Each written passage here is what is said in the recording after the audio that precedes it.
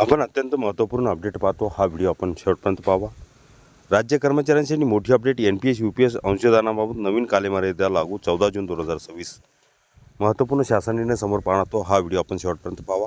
नमस्कार मित्रांनो, चॅनलमध्ये आपले सहर्ष स्वागत आहे. तत्पूर्वी आपण नवीन असाल चॅनलला आता सबस्क्राईब करा, समोरील बेल आयकॉनला क्लिक करा. निश्चितच नवनवीन अपडेट आपल्याला सहज पाहायला मिळतील. राष्ट्रीय निवृत्ती वेतन प्रणाली NPS आणि एकीकृत निवृत्ती वेतन योजना NPS अंतर्गत राज्यातील शासकीय अधिकारी व कर्मचाऱ्यांच्या मासिक अंशदानाची रक्कम वेळेत प्राण खात्यात जमा व्हावी यासाठी वित्त विभागाने महत्त्वाचे शासन परिपत्रक जारी केले आहे. या परिपत्रकानुसार प्रत्येक महिन्याच्या शेवटच्या कामकाजाच्या दिवशी कर्मचाऱ्यांच्या प्राण खात्यात अंशदान जमा होईल. यासाठी सुधारित कालबद्ध कार्यपद्धती निश्चित करण्यात आली आहे.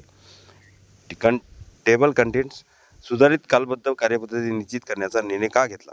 नवीन कार्यपद्धतीनुसार महत्त्वाचा कालमर्यादा: वेतन देयके सादर करण्याची अंतिम मुदत, वेतन देयके मंजूर करण्याची मुदत, नियोक्त्याच्या अंशदानाची प्रक्रिया, SCF फाईल अपलोड, अंशदानाची ही देयक तयार करणे, प्राण खात्यात रक्कम जमा, सेवार्थ आणि ट्रेझरी नेट प्रणालीत बदल. कर्मचाऱ्यांना काय फायदा होणार?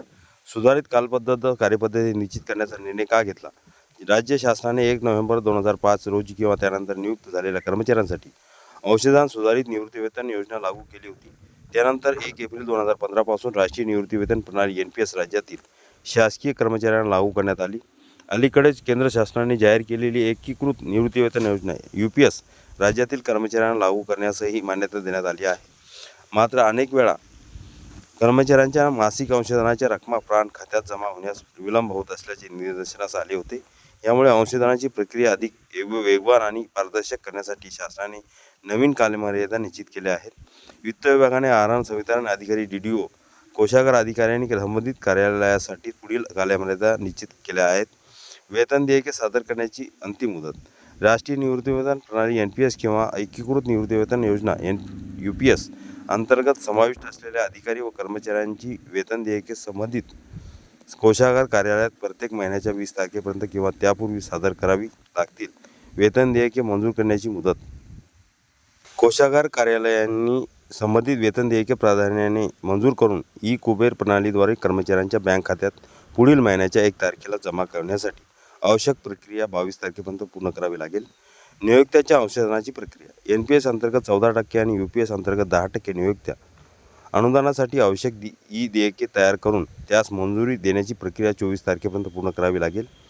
SCF फाईल अपलोड: कर्मचारी आणि नियोक्त्याच्या अंशदानासंदर्भातील सबस्क्रायबर कंट्रीब्युशन फाईल SCF तयार करून CRAB NP स्कॅन प्रणालीमध्ये अपलोड करण्याची प्रक्रिया 25 तारखेपर्यंत पूर्ण करावी लागेल. अंशदानासाठी देयके तयार करणे: कर्मचारी आणि नियोक्ता आणि त्यांच्या एकत्रित अंशदानाच्या रकमेसाठी देयके तयार करून मंजुरी देण्याची ही प्रक्रिया 29-30 तारखेपर्यंत पूर्ण करावी लागेल. NPS मध्ये हे एकूण अंशदान 24% तर UPS मध्ये 20% असेल. प्राण खात्यात रक्कम जमा: सर्वात महत्त्वाचा बदल म्हणजे अंशदानाची रक्कम कोषागारातील DDO खात्यात न ठेवता ती थेट कुबेर प्रणालीद्वारे ट्रस्टी बँककडे वर्ग करण्यात येणार आहे.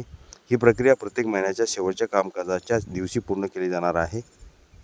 सेवार्थ आणि ट्रेझरी नेट प्रणालीत बदल: शासनाने स्पष्ट केले आहे की सुधारित प्रक्रियेसाठी ट्रेझरी नेट आणि सेवार्थ प्रणालीमध्ये आवश्यक तांत्रिक बदल करण्यात आले आहेत. त्यामुळे वेतन देयके व्हाउचर, नियोक्त्याचे अंशदान आणि कर्मचारी अंशदानाची संबंधित प्रक्रिया आता अधिक सुलभ आणि कालबद्ध पद्धतीने पार पडणार आहेत. कर्मचाऱ्यांना काय फायदा होणार? या नवीन कार्यपद्धतीमुळे प्राण खात्यात अंशदान वेळेत जमा होईल. अंशदान जमा होण्यास होणारा विलंब कमी होणार आहे. तसेच NPS UPS खात्याची नियमितता राखली जाणार असून निवृत्तीवेतन निधी व्यवस्थापन अधिक पारदर्शक होईल आणि कर्मचारी नियोक्ता अंशदानाच्या नोंदी वेळेवर उपलब्ध होतील. वित्त विभागाने सर्व आहार संवितरण अधिकारी, जिल्हा कोषागार अधिकारी तसेच लेखा अधिकाऱ्यांना सुधारित कार्यपद्धतीनुसार आवश्यक कारवाई करण्याचे निर्देश दिले आहेत. संबंधित अधिकाऱ्यांनी प्रत्येक महिन्याच्या शेवटच्या कामकाजाच्या दिवशी कर्मचाऱ्यांच्या प्राण खात्यात अंशदान जमा होईल याची खात्री करावी असे परिपत्रकात नमूद करण्यात आले आहे.